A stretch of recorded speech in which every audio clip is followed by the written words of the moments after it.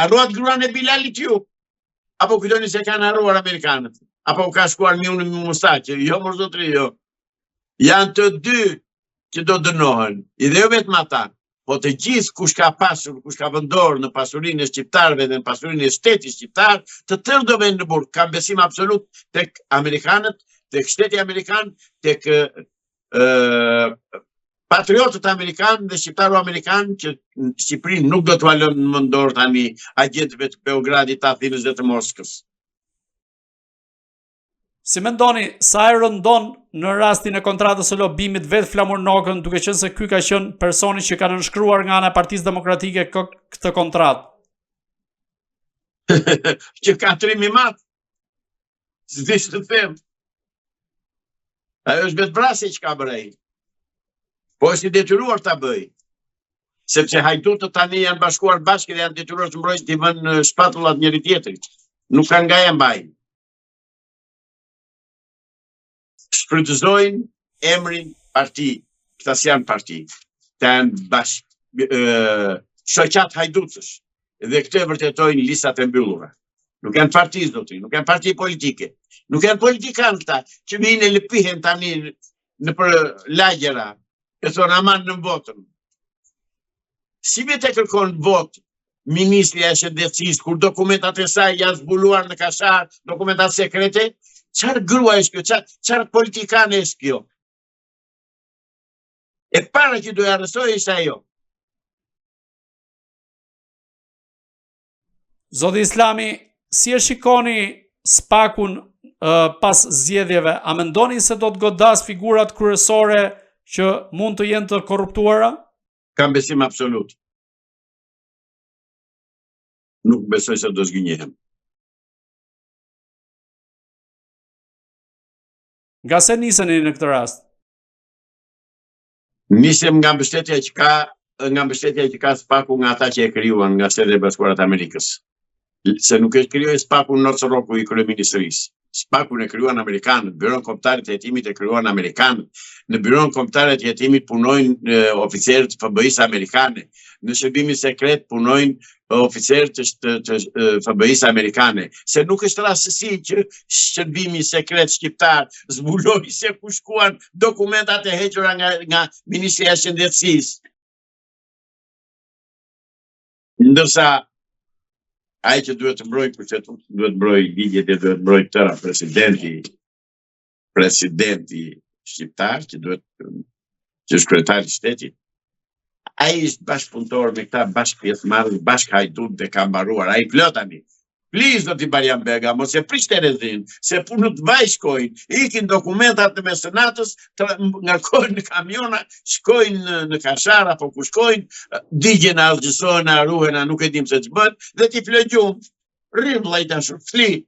Pse? Sepse shërbimi informativ është në duar të salit të kryeministrit, por edhe që qenë në duar të tua zotrit, i prap të gjithdo bëjet.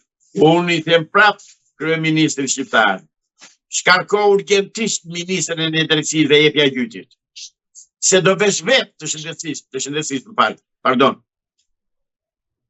Se do vesh vetë atje, bashkë me të, do t'i bësh shoqëri. Në mos e ke urdhëruar ti, zoti Rama. Në mos e ke urdhëruar ti që t'i heq dokumentat edhe t'i çoj t'i fsheh. Sepse do dalin pislliqet e tua. Se tani po që bë ke pislliqe tani. Tani që është pushat zgjedhore dhe që ka akoma të drejtë firme. Asi do t'i nxirrni të tëra këto që vini tani duke ikur. Zoti Islami, si e konsideroni gjuhën që po përdoret në këtë fushat elektorale ku pas fyrjeve të kryeministrit Edi Rama kundrejt burrave shqiptar duke i quajtur ata si çyryk, nga ana tjetër njeriu i Partisë Demokratike dhe i Berishës, Tomor Alizoti, i ka quajtur, ose më saktë ka theksuar se socialistët do t'i hamë të gjallë nëse intimidojnë qytetarët për të votuar për Partinë Socialiste. Burrat e ndershëm në Partinë Demokratike janë të vonuar dhe ndërta Tomor Alizoti. Unë e vlerësoj dhe e përshëndes nga ekrani juaj për atë të folur tamam shqiptare që ka bërë. Por dëgjom çik mua. Kush tha Shan Nocroku, shan nga që s'ka që thot shqiptarve ky Mashtrush Hajdut, që thot do t'u japujnë mbas 12 vjetës, do ka tani ujtë, thot.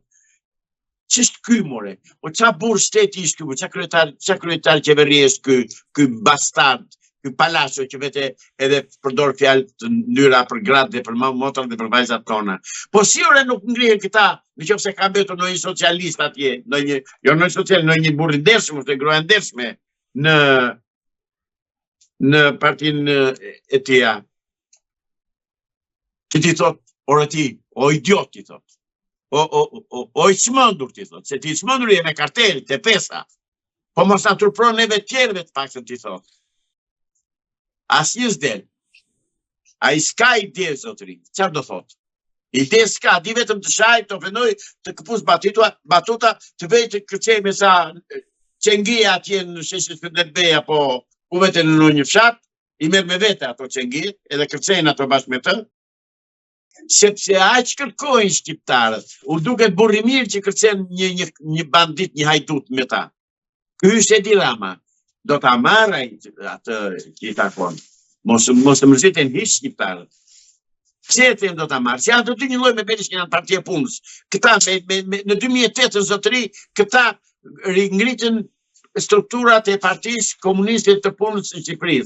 I ngritin 100%. Dhe kjo vërtetohet te listat e mbyllura. Në listat e mbyllura këta kanë futur vetëm njerëz e tyre, të tërë pasardhës të nomenklaturës komuniste, të partisë punës, dhe këtyre tjerëve u thonë tani, hajde në vërdall ju se mas e pitoni në një votë. Që nuk do bëhet zgjedhjet natyrisht, dihet kjo punë, e kemi thënë, mos e përsërisim. Sa gjasa ka që zgjedhjet, po themi, të shtyhen ose më pas të bëhet qeveri teknike pas këtyre zgjedhjeve, sepse po shohim që ka një situatë politike shumë delikate. Nuk do bëhet zgjedhje zotëri. Dhe qeveria teknike do bëhet tani para zgjedhjeve. Është gati. Si nuk do bën, se gjithçka po përgatitet për 11 majin. Dhe të vinë rrotull këta sa të duan dhe të hedhën vallet e sheshit Skënderbej, po dhe marrin çengite dhe të kërcejnë atje, po zgjedhje nuk do bëhen. Qeveria teknike do bëhet para zgjedhjeve, pik. Kush e përcakton këto që nuk do bëhen zgjedhje? Ajo është fuqi madhore, s'varet nga unë. Si e parashikoni situatën politike në Shqipëri pas zgjedhjeve? Pra, nuk ka ndërhyrje, zotëri. Ka urdhër. Ka urdhër për urdhër. A e kujtoni urdhrin e 21 korrikut të 2016, kur në orën 9 në darkë u thirrën të tërë 140 deputet dhe firmosën të 140-ët? A e mani më datë urdhër?